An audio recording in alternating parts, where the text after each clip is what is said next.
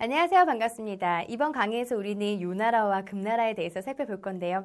송나라가 약해지면서 주변에 있었던 유목민족들은 새로운 나라들을 건립해 나가죠. 이 대표적인 게 바로 거란이 세운 요나라와 여진이 세운 금나라랍니다. 오늘 이 강의를 통해서는요, 이 두 개의 나라가 어떻게 성장하게 되었으며 어떤 과정으로 멸망하게 되었는지 하나씩 살펴보도록 할게요. 자, 여러분, 이번 시간에 우리가 배울 내용은요, 요나라와 관련된 내용입니다. 일단 요나라는 어떤 민족이 세운 국가였을까요? 아주 중요한데요. 거란족이죠.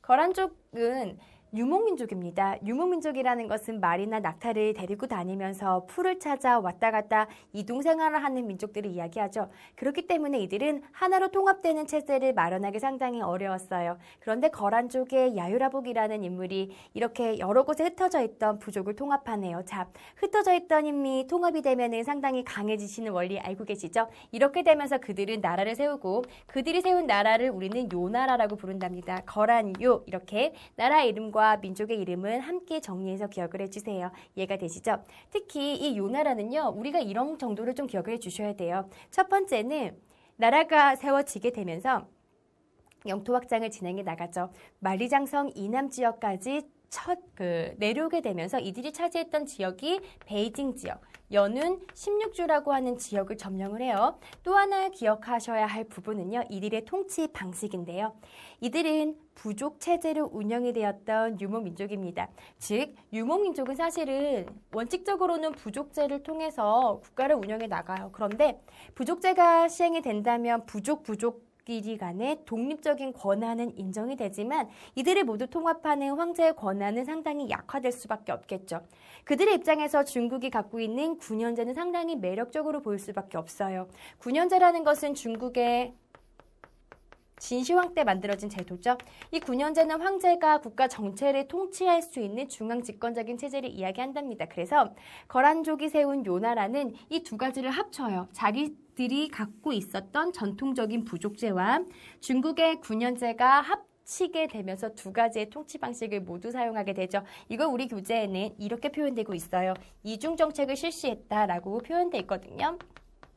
그들의 통치 방식을 여러분들이 놓치지 말고 확인해 주세요. 이해가 되시죠? 한 가지만 더 거란족이 나왔으니까 우리 한국사와 관련된 내용 정리해 볼게요. 거란족은 여러분들이 처음 보지는 않으셨을 거예요. 한국사를 배울 때 특히 거란족은 발해를 멸망시켰던 민족이잖아요. 그래서 가끔 이런 얘기가 많이 나와요. 발해를 멸망시켰다.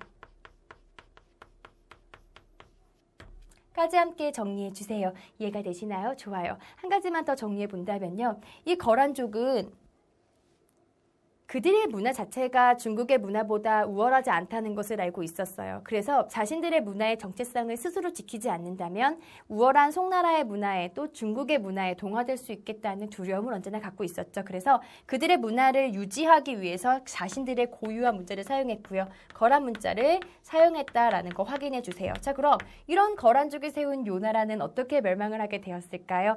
요나라의 멸망을 좀 정리해 드릴게요. 이 요나라는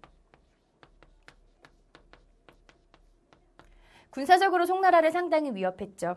송나라는 전연에 맹약이라는 걸 맺게 되면서 요나라에게 많은 은과 많은 비단을 바치게 되면서 가까스로 평화를 유지했어요. 그러나 이런 요나라의 압박을 피하기 위해서 송나라가 여진족과 손을 잡죠. 그래서 여진족과 송나라의 연합에 의해서 요가 멸망을 하게 되었답니다. 그래서 송과 여진이 손을 잡게 되면서 요나라가 멸망했구나라는 구도까지 함께 이해해 주세요. 이해가 되시나요? 좋아요. 자, 여러분, 이번에 우리가 살펴볼 국가는 금나라입니다. 자, 금나라는 어떤 민족이 세운 국가일까요? 여진족이 세운 국가예요. 그래서 이들도 마찬가지로 중국의 북방에 있었던 유목민족이죠. 이 흩어져 있던 유목민족은 통합하게 되면서 그 힘이 강성하게 되는데요. 여진족은 아구다가 그 부족들을 통합하게 되면서 금이라는 나라를 세우죠. 자, 그럼 우리는 금나라와 관련된 내용들 어떤 것들을 주류로 정리하면 좋을까요? 일단 그들의 통치 방식에 대해서 먼저 살펴볼게요. 금나라도 거란족이 세운 요나라랑 상당히 비슷한 방법으로 통치를 합니다. 일단 이중체제, 이중정책을 사용하죠.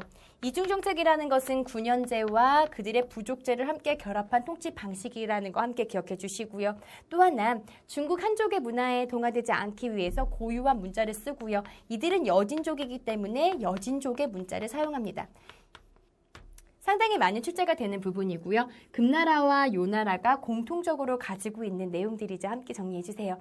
그 다음에 두 번째로 우리는 이 여진족의 성장과 멸망에 대해서 살펴볼 건데요. 이건 선생님이 약간의 구도를 가지고 좀 설명해 드릴게요. 어떻게 설명해 드릴 거냐면요. 송과 거란과 여진 모두 다 함께 한 시기에 존재했던 국가들이에요. 자, 그럼 일단 송나라가 있었을 때 거란과 여진은 어떻게 분포가 되어 있었을까요? 그 표를 좀 그려드린다면 먼저 송나라가 있었겠죠. 그리고 거란족이 있었을 거고요. 그리고 가장 위에 북쪽에 여진족이 있었을 겁니다. 사실 이때 당시만 해도 송은 여진하고 송하고의 관계는 그렇게 많은 접촉이 있지 않았어요. 송을 시시때때로 괴롭히고 힘들게 하던 북방의 유목민족은 바로 거란이었겠죠. 왜요? 위치적으로 둘이 붙어 있잖아요. 그래서 송은 언제나 거란에 시달림을 당했답니다. 이 구도를 송나라가 벗어나기 위해서 누구랑 손을 잡냐면 여진하고 손을 잡아요. 여진과 송나라가 손을 잡게 되면서 이 거란을 멸망시키죠. 거란을 멸망시키고 거란의 땅을 누가 차지하게 되냐면 여진이 차지하게 돼요. 그리고 이렇게 송나라가 세워지게 되지요. 이해가 되시나요? 좋아요. 이 과정 속에서 이제는 판도가 바뀌게 됩니다. 그동안에는 거란에게 괴롭힘을 당하던 송나라가 이제는 여진에게 괴롭힘을 당하게 되네요. 이 과정 속에서 송나라가 여진을 공격하게 되고요. 여진을 공격하는 정강의 변을 일으키게 되면서 오히려 여진족에게 크게 혼쭐을 당해요. 그 말은 무슨 말이냐? 여진에게 송나라의 북지역을 모두 다 빼앗기게 되는 거예요. 그래서 송나라의 화북지역을 여진에게 빼앗기게 되고요. 그럼 이 위의 지역은 전부 다 여진이 차지하게 되네요. 그리고 그들은 남쪽 유역에 내려오게 되면서 남송 시대가 전개가 된답니다. 이해가 되시나요? 좋아요.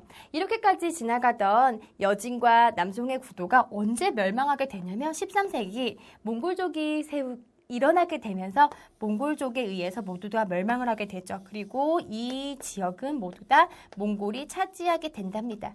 즉 여러분들은 요것만 기억해 주세요. 여진과 남송 모두 몽골에 의해서 멸망을 하게 되고요. 그 이후에 중국의 패권은 몽골족이 세운 원나라에게 넘어가게 된다. 이 구도까지 함께 정리해 주시면 되겠습니다. 이해가 되세요? 좋아요. 자, 여러분 이번 시간에 배웠던 중요한 내용들을 핵심 정리를 통해서 한 번 더 확인해 볼 거예요. 자, 우리 이번 시간에는 요나라와 금나라를 배웠어요. 거란족이 세운 요나라, 그리고 여진족이 세운 금나라를 배웠고요. 두 나라의 공통점은 이중정책과 고유의 문자를 사용했다라는 것이에요. 자, 여러분 이 시간에 배웠던 중요한 내용들이 개념학의 문제를 통해서 한 번 더 확인해 봅시다. 먼저 문제를 풀어보셨나요? 같이 한번 답을 맞춰볼게요. 요나라와 금나라의 공통점은 이중정책을 실시했던 것이죠. 두 나라 모두 고유의 문자가 있었다는 점이 있고요. 이렇게 문자를 사용한 이유는 한족 문화에 동화되지 않으려는 그들의 노력이에요. 자, 우리 이렇게 해서 오늘 이 시간에는 요나라, 금나라를 살펴보았는데요. 전체적인 흐름에 대해서 반드시 복습해 주시고요. 강의 듣느라고 수고하셨습니다.